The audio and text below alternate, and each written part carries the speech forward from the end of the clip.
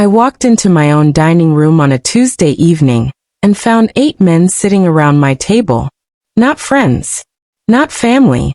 8 men in suits, folders open in front of them, my husband at the head of the table, like he was chairing a meeting instead of ambushing his own wife in her own house. He didn't stand up when I walked in. He just slid a contract across the table and said, "Danielle, sit down. We need your signature tonight." I looked at every face in that room. His lawyer, 2 of his business partners, men I had never seen before in my life, sitting in my dining room like they belonged there, like I was the one who was intruding. I smiled. I sat down. I picked up the pen. I signed exactly what they wanted me to sign. What none of those 8 men knew, what my own husband didn't know, was that I had been building my own case for 6 months, waiting for the exact moment he'd be arrogant enough to make his move in front of witnesses. He just handed me all the proof I needed, in writing, with 8 signatures to confirm it. This is the story of the night my husband thought he took everything from me, and the 6 months before it that made sure he never actually could. Before I tell you what happened next, if you're new here, hit that subscribe button and turn on notifications, because you do not want to miss how this ends. Give this video a like if you're already invested, share it with someone who needs to hear it, and drop a comment below telling me the time and the city you're watching from right now. I read every single one. My name is Danielle Moore. I grew up in Houston, Texas, in a house my father built the same way he built everything else in his life, with his own 2 hands, one careful decision at a time, no shortcuts, no excuses. My father, Harold Moore, started Moore Freight Logistics in 1989 with a single truck and a loan he almost didn't get approved for.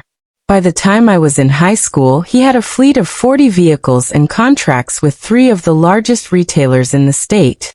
By the time he passed 6 years ago, Moore Freight was worth just under $60 million, and I was the one he left it to, not my older brother, who'd never shown a single day of interest in the business, but me, the daughter who used to ride in the passenger seat of his truck on Saturday mornings, asking him 100 questions about routes and fuel costs, and why some drivers were more reliable than others. I earned my place at that company the same way my father built it. I started in dispatch, moved into operations, learned every single piece of the business from the ground up before I ever sat behind his desk. By the time he passed, I wasn't just his daughter. I was ready.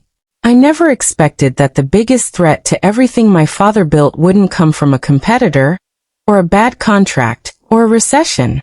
It would come from the man I married. I met Marcus Reyes Whitfield 4 years ago, at a logistics industry conference in Dallas. He worked in commercial finance at the time, sharp, well-spoken, the kind of man who could walk into any room and immediately understand exactly who held the power in it. I found that quality attractive back then. I understand now that it was never really charm. It was reconnaissance. We married 2 years after we met, a year after my father passed. Looking back, I understand the timing far better than I did living through it. Marcus proposed 6 months after my father's funeral, while I was still grieving, still learning how to run a $60 million company at 31 years old, without the one person who'd spent my entire life teaching me how. He was attentive during those early months of grief in a way that felt, at the time, like exactly the support I needed. He asked thoughtful questions about the business. He offered to help review contracts, since his background was in finance. He slowly, patiently, made himself useful in every corner of Moore Freight Logistics, until 18 months into our marriage, I looked up and realized my husband knew almost as much about my father's company as I did. I remember specifically the week he first started sitting in on operations meetings. Not officially, not on payroll, just helping, he said, since I was still finding my footing after my father's death, and could use an extra set of eyes. Our operations manager at the time, a man who'd worked for my father for 15 years, mentioned to me once, almost in passing, that Marcus asked unusually detailed questions for someone who was just helping out. I remember brushing that comment off entirely. I told myself I was lucky to have a husband who cared enough to learn every detail of a business that wasn't even officially his. Looking back now, I understand that comment as the second real warning sign I ever received, months before I recognized the first one for what it actually was. I didn't think anything of it at the time. I thought I was lucky.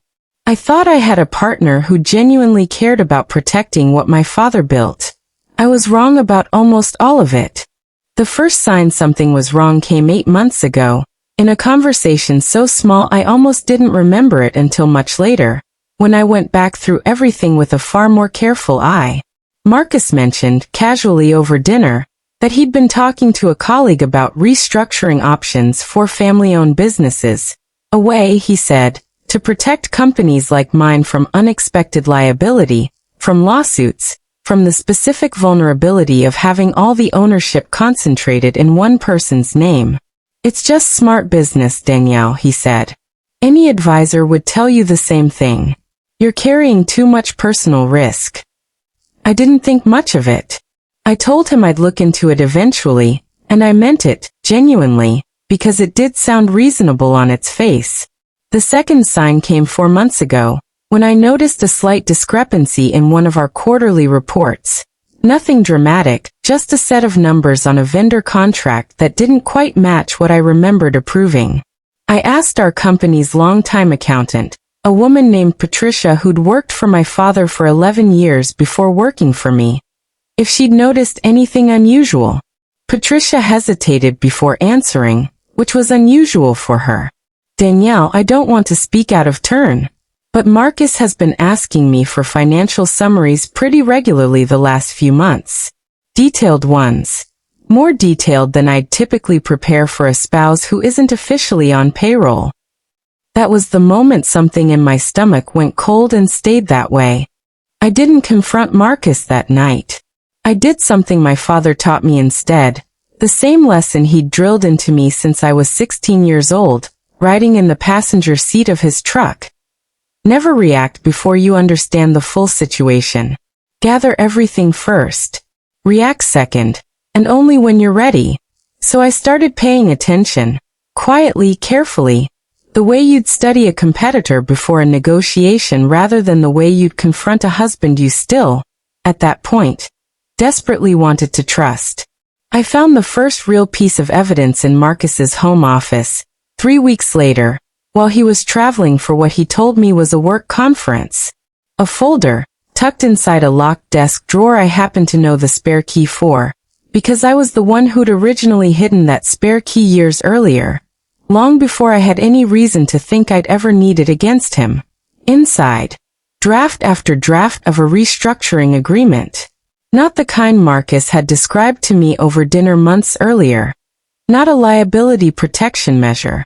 A full transfer of controlling ownership, 65% of More Freight Logistics, from my name into a newly formed holding company.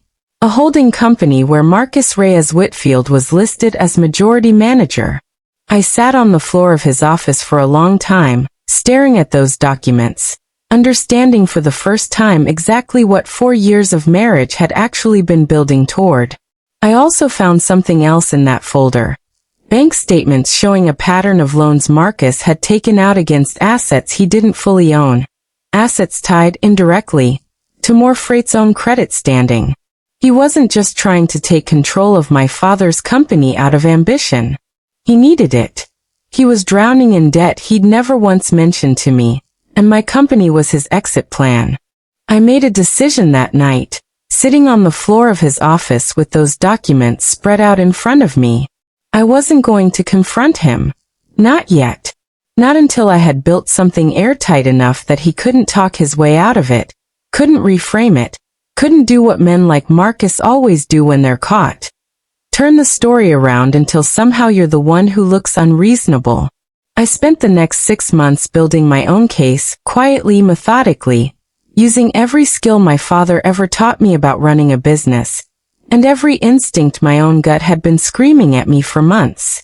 I hired an attorney of my own, not our family attorney, who I now understood was thoroughly compromised, having drafted at least 2 of the documents I'd found in that folder, but an attorney in Austin with no connection to Marcus or his associates whatsoever, someone Patricia recommended after I finally, carefully, brought her fully into my confidence. I moved a portion of my personal assets, quietly and entirely legally, into protections Marcus had no access to and no knowledge of. I documented every single conversation Marcus and I had about the business going forward, sometimes recording them outright, in a state where that was legal to do without his knowledge, specifically so I'd have his own words, in his own voice, describing his intentions. I gathered copies of every financial document I could access showing his debt, his loans, the specific and increasingly desperate financial hole he dug himself into. And most importantly, I let him believe, for 6 entire months, that he was succeeding. I asked him thoughtful questions about his restructuring plan. I let him think I was slowly coming around to it. I played the role of a grieving, overwhelmed widow's daughter, who trusted her husband's financial expertise, because that role was exactly what he needed me to keep playing for his plan to work. Every single day of those 6 months cost me something. Pretending to trust a man I no longer trusted at all is its own particular kind of exhausting.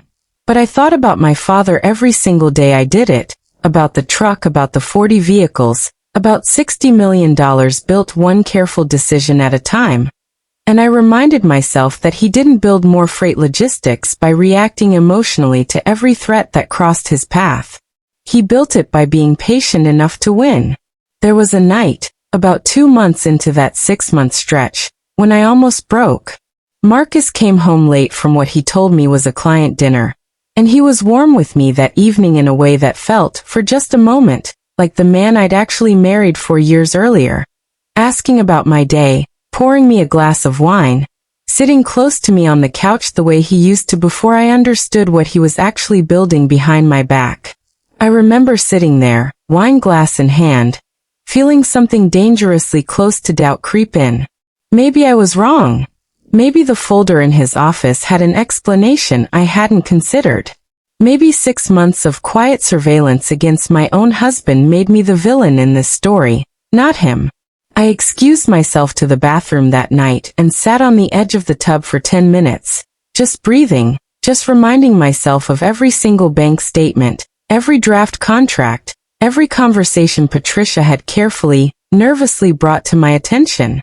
I reminded myself that real love doesn't need 8 strangers and a locked desk drawer to make its case. Whatever warmth Marcus was offering me that particular Tuesday evening wasn't a correction to the pattern. It was, I understood clearly by the time I walked back out of that bathroom, just one more piece of the same performance.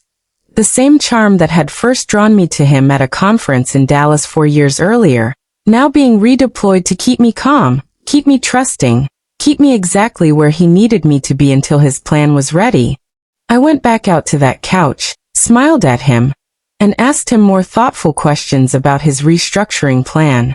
My attorney, a sharp, steady woman named Renata Okafor, met with me every other week during those 6 months, always somewhere neutral. A coffee shop across town, never anywhere near More Freight's offices, or anywhere Marcus's associates might recognize my car. She was the one who first identified the trust provision buried in my father's original estate documents. A clause so specific and so carefully worded that even I, having read through my father's paperwork dozens of times over the years, had genuinely never fully understood its significance until Renata walked me through it line by line. "Danielle, your father built you a legal fortress," she told me, tapping the document on the table between us. "He just never told you exactly where the walls were, because he probably hoped you'd never need to find them." That was the moment I finally understood the shape of my own plan. 6 months in the making, finally clicking into place. 6 months to the day after I found that folder in Marcus's office. He told me we were having a family meeting about the business that evening. His business partners would be there, along with our attorney, he said, just to finalize some paperwork he'd been working on. I already knew, from a conversation I'd recorded 11 days earlier, exactly what that paperwork was. I walked into my own dining room that evening and found 8 men sitting around my table.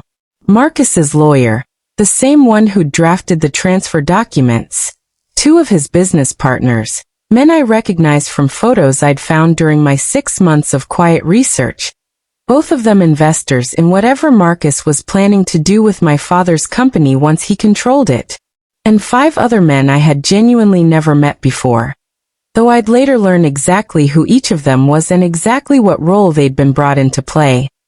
Witnesses mostly there to create the appearance of overwhelming consensus, to make one woman alone at a table feel as small and outnumbered as possible. Marcus didn't stand up when I walked in. He just slid a contract across the table toward my seat and said, "Danielle, sit down. We need your signature tonight." I looked at every single face in that room, slowly, deliberately, the way my father taught me to read a room before ever making a move in it. I smiled. I sat down. I picked up the pen Marcus had already laid out for me, and I signed exactly what they wanted me to sign. I need you to understand something about that moment, because I know exactly how it must have looked to every man sitting at that table, watching me sign away 65% of my father's company without so much as raising my voice.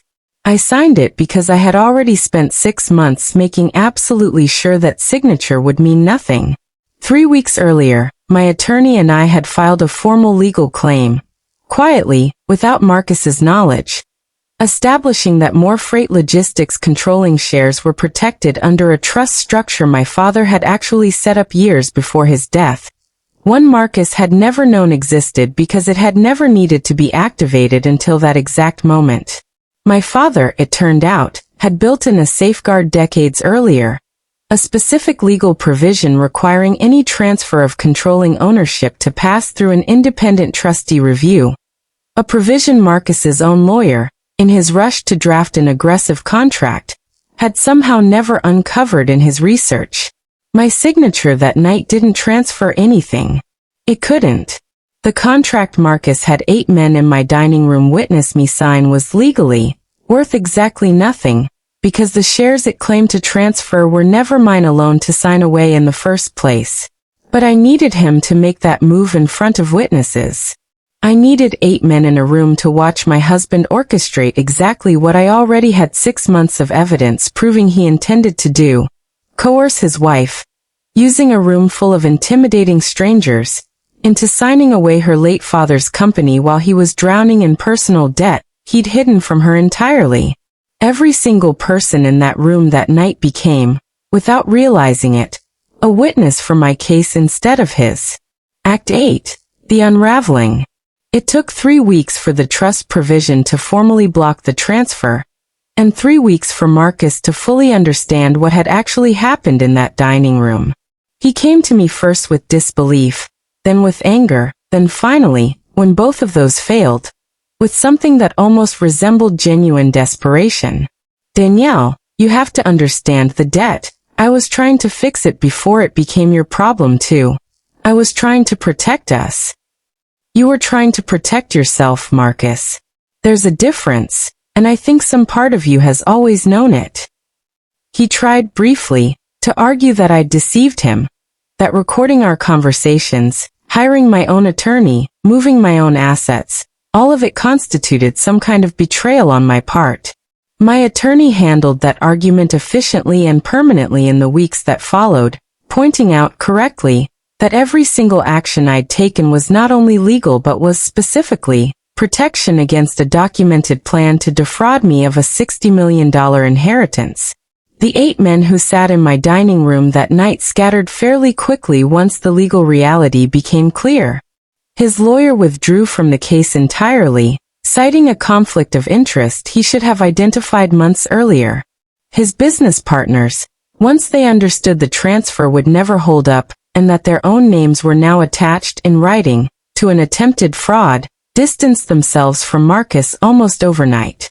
I ran into one of those business partners by accident, months later, at a restaurant in downtown Houston. A man named Gregory Aldis, one of the 2 investors who'd sat at my table that night with his arms crossed, watching me sign what he believed was the end of my ownership in more freight. He approached my table, visibly uncomfortable, and offered something I hadn't expected. I want you to know, Ms. Moore, I didn't know the full extent of what your husband was doing with his own finances. Marcus told the rest of us this was a legitimate restructuring you'd already verbally agreed to. If I'd known what I know now, I never would have sat at that table. I believed him mostly. It didn't change the outcome, and it didn't need to. But it confirmed something I'd suspected the entire 6 months I spent building my case, that Marcus hadn't just been willing to deceive me. He'd been willing to deceive everyone in that room, using each of them as a tool exactly the same way he'd tried to use me. The 5 other men, the ones I'd never met before that night, turned out to be exactly what I'd guessed. Associates of Marcus's lawyer, brought in specifically to create the appearance of an overwhelming, unified front. 2 of them, it turned out, hadn't even fully understood what document they were witnessing me sign. They'd been told simply that it was a routine business matter requiring extra signatures for formality's sake. Marcus and I divorced 4 months after that dinner. I did not pursue any of his remaining assets in the settlement. I didn't need to. I had already protected everything that actually mattered before he ever sat 8 men down at my table. It took 3 weeks for the trust provision to formally block the transfer, and 3 weeks for Marcus to fully understand what had actually happened in that dining room. He came to me first with disbelief, then with anger, then finally, when both of those failed, with something that almost resembled genuine desperation. Danielle, you have to understand the debt. I was trying to fix it before it became your problem too. I was trying to protect us. You were trying to protect yourself, Marcus. There's a difference, and I think some part of you has always known it. He tried briefly to argue that I'd deceived him, that recording our conversations, hiring my own attorney, moving my own assets, all of it constituted some kind of betrayal on my part. My attorney handled that argument efficiently and permanently in the weeks that followed, pointing out correctly that every single action I'd taken was not only legal but was, specifically, protection against a documented plan to defraud me of a $60 million inheritance. The 8 men who sat in my dining room that night scattered fairly quickly once the legal reality became clear. His lawyer withdrew from the case entirely, citing a conflict of interest he should have identified months earlier. His business partners, once they understood the transfer would never hold up and that their own names were now attached, in writing, to an attempted fraud, distanced themselves from Marcus almost overnight. I ran into one of those business partners by accident, months later, at a restaurant in downtown Houston. A man named Gregory Aldis, one of the 2 investors who'd sat at my table that night with his arms crossed, watching me sign what he believed was the end of my ownership in more freight. He approached my table, visibly uncomfortable, and offered something I hadn't expected. I want you to know, Ms. Moore, I didn't know the full extent of what your husband was doing with his own finances. Marcus told the rest of us this was a legitimate restructuring you'd already verbally agreed to. If I'd known what I know now, I never would have sat at that table. I believed him mostly. It didn't change the outcome, and it didn't need to. But it confirmed something I'd suspected the entire 6 months I spent building my case. That Marcus hadn't just been willing to deceive me. He'd been willing to deceive everyone in that room, using each of them as a tool exactly the same way he'd tried to use me. The 5 other men, the ones I'd never met before that night, turned out to be exactly what I'd guessed. Associates of Marcus's lawyer, brought in specifically to create the appearance of an overwhelming, unified front. 2 of them, it turned out, hadn't even fully understood what document they were witnessing me sign. They'd been told simply that it was a routine business matter, requiring extra signatures for formality's sake. Marcus and I divorced 4 months after that dinner. I did not pursue any of his remaining assets in the settlement. I didn't need to. I had already protected everything that actually mattered before he... I think about that trust provision often. The one my father built into more freight logistics years before he passed. the one that sat quietly and used, for years until the exact night it mattered most. I asked my father's original attorney, an older man named Mr. Ellison who'd worked with my father for over 20 years, why my father had built in that specific protection so many years before there was ever a Marcus to protect against. Mr. Ellison told me something I've carried with me every day since. Your father used to say, Danielle, that he didn't build this company just so it could slip out of the right hands into the wrong ones one careless day. He wanted you protected from every version of a threat he could imagine, even the ones he hoped you'd never actually face. My father passed 6 years ago. He never met Marcus. He never knew specifically what kind of man would eventually sit at the head of his daughter's dining table and try to take everything away with 8 strangers as an audience. But he built me a shield anyway, patiently, years in advance, the exact same way he built everything else in his life, with careful, deliberate hands, thinking 3 steps ahead of a threat he couldn't yet see coming. I visit his grave more often now than I did in the years right after he passed, which surprised me when I first noticed the pattern in myself. I think I needed, for a long time, to prove to myself that I could run his company without leaning on him, even in memory. Now I go there sometimes just to sit, just to tell him about the new contract, or about Patricia's promotion, or about the dining room table I finally replaced. I don't know if he can hear any of it. I know it makes me feel steadier to say it out loud anyway. The same way riding in the passenger seat of his truck used to make me feel steady, all those Saturday mornings, a lifetime ago. More Freight Logistics is, as of this telling, in the strongest position it's ever been in.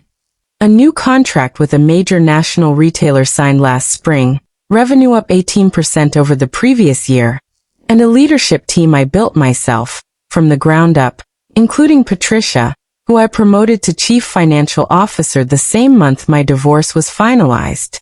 I still live in the same house. Not Marcus's house, never really his to begin with, but mine, the one I bought myself 2 years after my father passed, using money I earned running his company exactly the way he taught me to run it. I redid the dining room. New table. New chairs. I told the designer, when she asked why I wanted such a specific, complete overhaul of a room that looked perfectly fine as it was, that I needed it to stop looking like the room where 8 men once sat trying to take my father's life's work away from me. It looks like my room now. It feels like my house now, fully, in every corner of it. I don't know where Marcus is these days, and I've made a deliberate choice not to find out. What I do know is this. He sat 8 men down at my table that night, certain he had finally outmaneuvered me, certain a room full of intimidating strangers would be enough to make one woman fold. He never once considered that the woman across that table had spent her entire life learning, from the man who built that company with his own 2 hands, exactly how to be patient enough to win. I picked up that pen and signed his contract with a steady hand, because I already knew something none of those 8 men in my dining room understood yet. I wasn't losing anything that night. I was closing the trap. Don't forget to subscribe so you never miss our next story. Thank you so much for being here today.